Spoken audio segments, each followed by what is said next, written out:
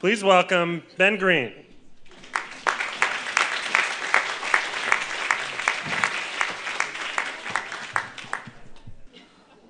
First of all, you have the tree. About 9 feet tall in an Upper West Side apartment with 8-foot ceilings. And then you have the all-night trimming of the tree with the annual reading of The Night Before Christmas, every rabbi's favorite book. But the thing that really separates our family, I think, from the normal world is the present giving. When you come into my Aunt Nancy's apartment on Christmas morning, the thing that your eyes are first drawn to is not the stockings on the sofa that are overflowing with stocking stuffers. So much so, in a lot of cases, that they've actually had to put bags next to the stockings for the overflow stuffers.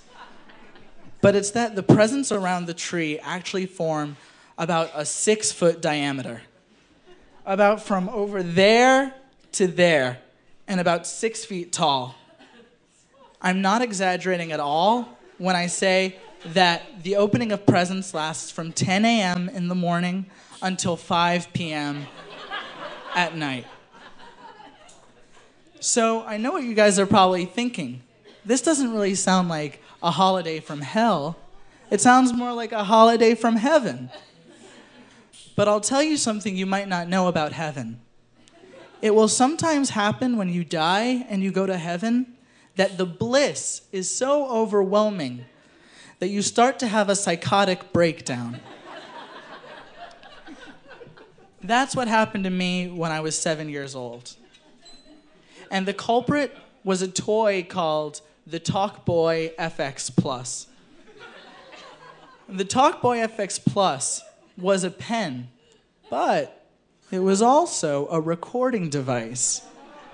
Yeah, so I would be unstoppable if I had it. Because what it could do is you could record your voice and then you could slow down the way your voice sounded, or you could speed it up. And if you were in class with this, people wouldn't think you had a recording device. They would just think you had a pen. You know, just a pen with like 6 buttons on the side and an LCD screen. And, you know, much greater thickness than any kind of normal pen. So I wanted this pen more than anything that Christmas, more than Kelsey Grammer wanted to reprise the role of Frasier for the rest of his life. It was the only thing I wanted in the Christmas of 1994. And when I went into my aunt's house that Christmas morning and I saw the Tower of Presents, I didn't really recognize it as the same miracle that I did in other years.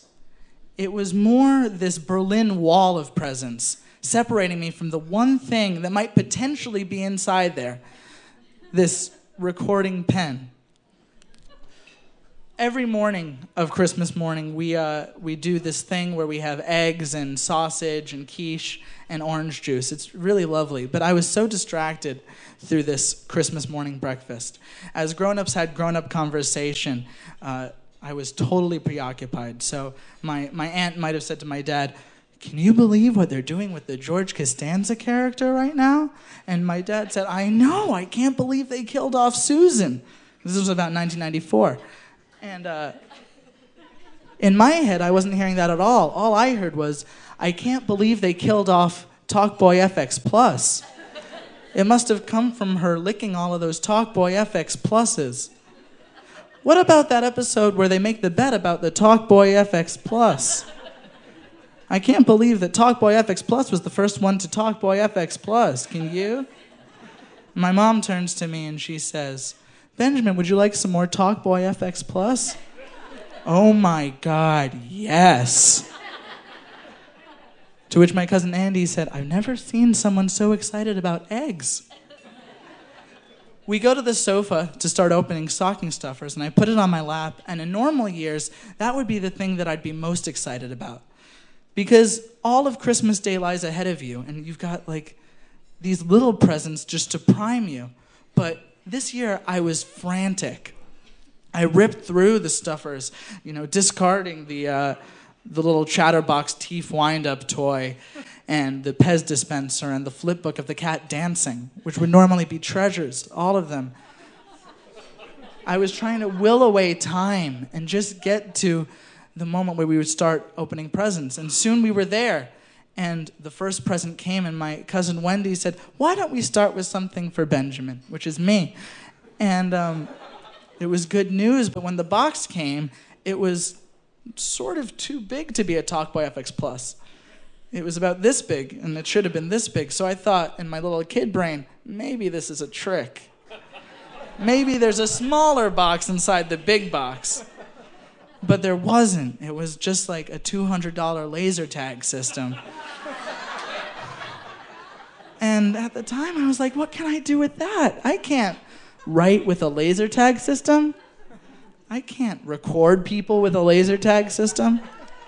Then came the round of grown-ups opening their presents.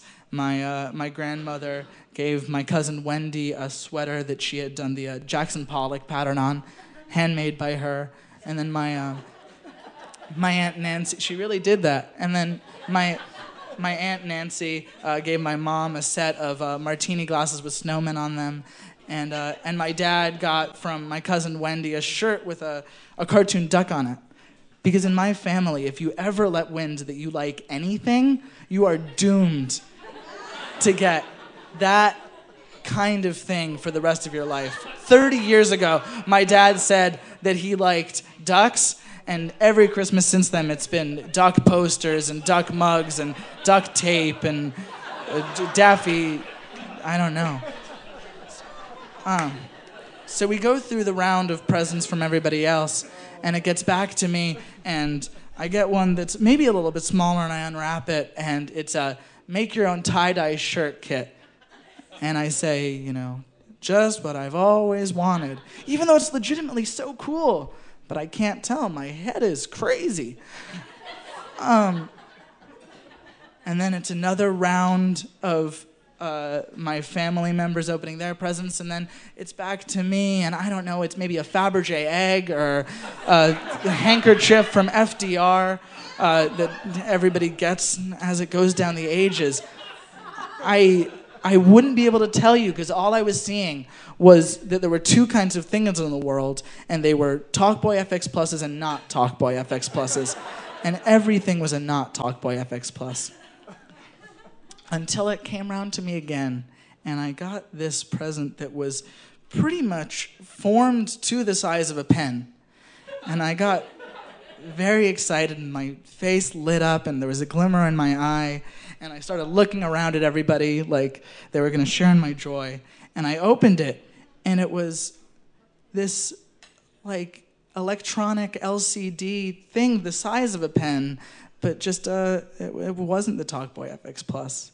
And I was too much for me. It put me over the edge, and I started to tear up and shake, and my brain began to melt, and grown-ups caught wind that I was freaking out, and somebody must have known what I was really waiting for, because people started to scatter through presents. And then with tears in my eyes, they put another pen-shaped box on me. And I was just like, I opened it, and there it was. And it was great, and I had to excuse myself to the other room because I was hysterical. I was miserable at that point. And with tears in my eyes, out of everybody's view, I put the batteries in the thing, and I recorded my first fragment of voice and said, I love you, Talkboy FX Plus. And then played it back slower and heard I love you, Talkboy FX Plus. And then heard, fast like a chipmunk, I love you, Talkboy FX Plus. And then I recorded myself saying something else and replayed that slow and then fast. And then it hit me. This is all the thing does. I wanted something that sucks. And the real moral of the story is that LCD pen-shaped thing, that was the really cool present. And I played with that for years after. and it never ran out of ink. Thank you very much.